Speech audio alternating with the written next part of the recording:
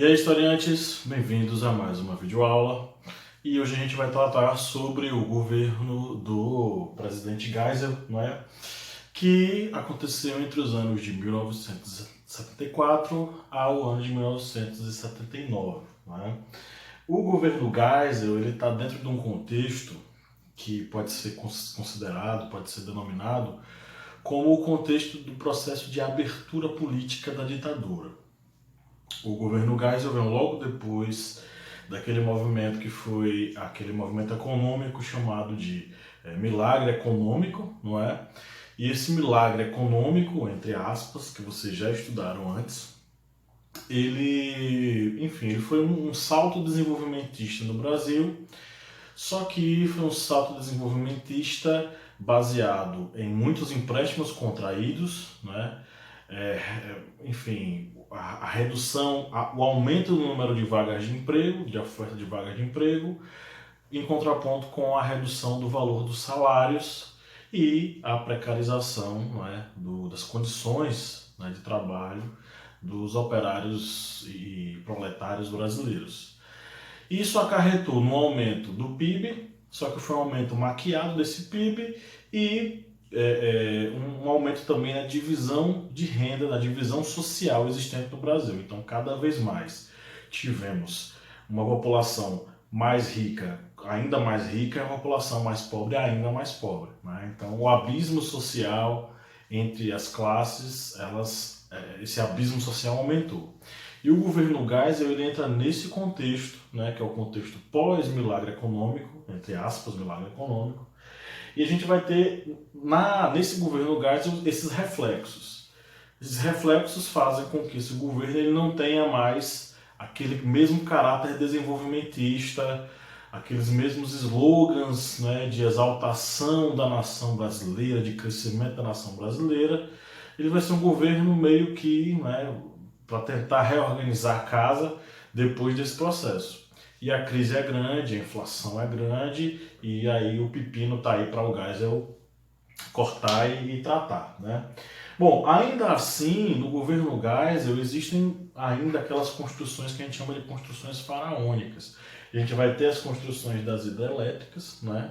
E nós vamos ter especificamente a Transamazônica, né? Que é aquela estrada que cortaria o norte do país, enfim, que até hoje existe, né? Que não foi terminada e que inclusive foi alvo de corrupção que na época não foi divulgada, até porque a imprensa não era livre para divulgar os escândalos de corrupção da ditadura militar, então ficou aí para a gente hoje refletir sobre essa Transamazônica que nunca foi terminada e que foi, né, um meio de corrupção no período da ditadura militar. Bom, o governo Geisel está dentro do contexto do processo de abertura, né?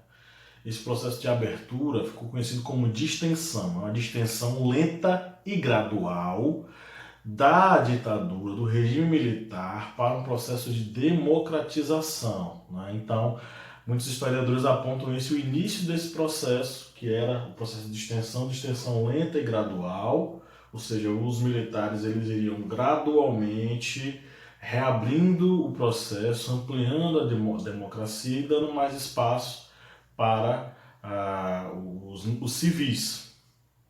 Interessante é que a ideia era inclusive fazer com que os processos de tortura eles fossem investigados, eles fossem combatidos. Mas o que acontece é justamente o contrário, né? Recentemente, há pouquíssimo tempo, né, ano passado, foram descobertos documentos da CIA, né, revelando que o presidente do Brasil, né, nesse caso o Geisel, ele não só não combatia a questão das torturas, como ele conhecia os casos de tortura e ele era uma das pessoas, na verdade ele era o principal chefe, né, que autorizava o processo de tortura, né? Documentos recentes que agora estão contribuindo para a pesquisa histórica e esses documentos deixam claro que o Geisel sabia das torturas e ele endossava essas torturas, né?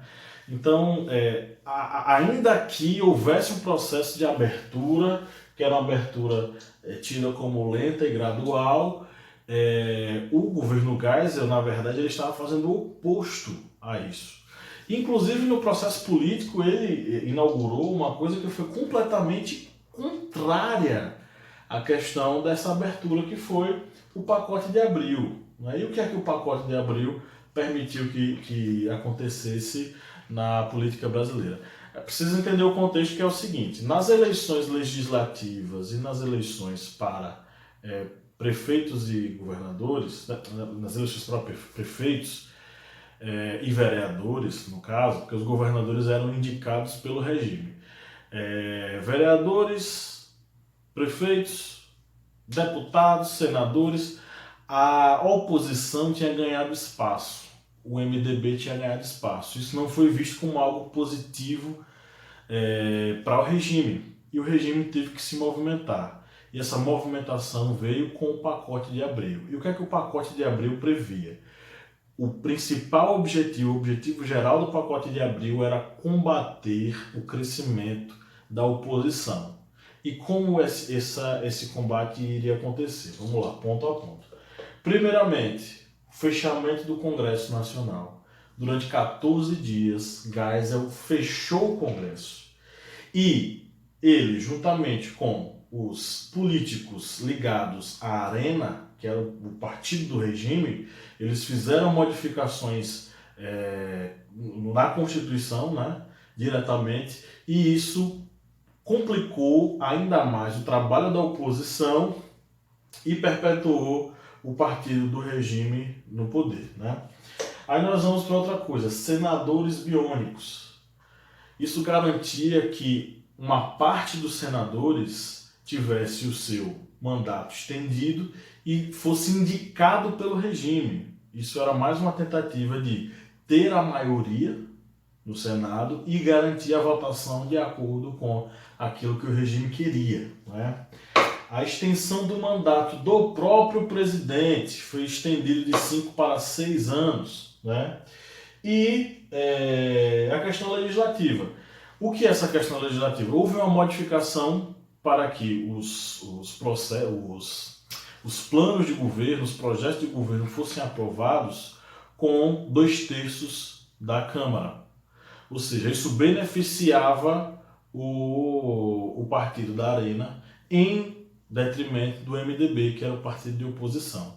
O pacote de abril ele foi baixado para fazer com que o regime se mantivesse no poder estável e permitisse que, garantindo essa maioria por indicação, enfim, com um mandato mais estendido, ele pudesse aprovar aquilo que o regime queria. Então o pacote de abril veio nessa coisa de combater a oposição que estava crescendo com esse processo de abertura e manter o regime coeso, forte, para que ele pudesse, né, permanecer aí no poder. Em relação à questão das torturas, é interessante notar que o discurso era essa coisa de combater a tortura, investigar e tal, mas a prática era outra. Geisel sabia das torturas, era mandatário de torturas, e é nesse momento, por exemplo, que nós temos o caso do jornalista Vladimir Herzog. Herzog era iugoslavo, nasceu na Iugoslávia, mas era brasileiro naturalizado. Ele veio para o Brasil, veio morar no Brasil muito jovem ainda, cursou a faculdade de filosofia e atuou como jornalista em alguns órgãos nacionais, além de internacionais como a BBC. Não é? Vladimir Herzog foi membro do Partido Comunista, né? Foi militante do Partido Comunista, e no tempo em que ele era diretor de jornalismo da TV Cultura, né?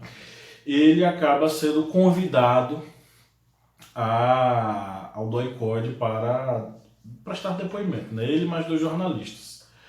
Ele não oferece nenhum tipo de resistência, ele vai até o DOI-CODE voluntariamente, presta seus depoimentos e ninguém mais o vê, a família não vê mais.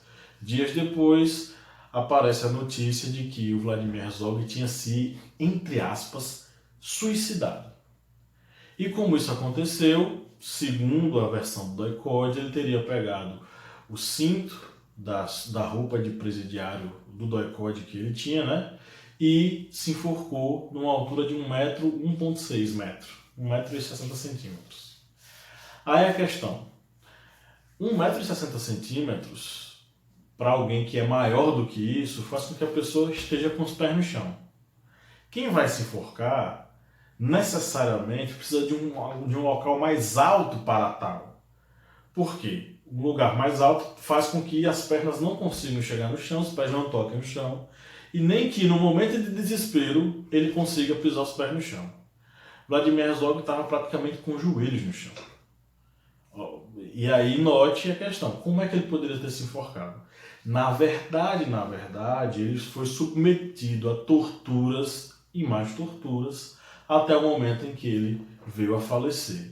O doicode, para se eximir da questão da tortura, porque na época dizia-se, não, a tortura está sendo perseguida, combatida e tal, para mostrar para as pessoas que essa tortura não estava sendo praticada, deu-se a ideia de que ele tinha se suicidado, e aí nós temos hoje que nós sabemos hoje que isso foi uma grande falácia, foi uma grande mentira. Vladimir Herzog foi realmente morto nos porões do doicode, como vários outros inimigos do regime, inimigos entre aspas, né? Pessoas que se colocavam contrárias às ideias do regime, elas acabavam sendo perseguidas e torturadas. Bom, gente, é isso. Espero que vocês tenham entendido aí o processo do governo Geisel. Qualquer coisa volta aí para o início do vídeo, aperta o play novamente, a gente troca mais uma ideia, deixa sua mensagenzinha aí de dúvida, faça a leitura dos materiais, além dos exercícios propostos aí para você. Um abraço e até a próxima videoaula.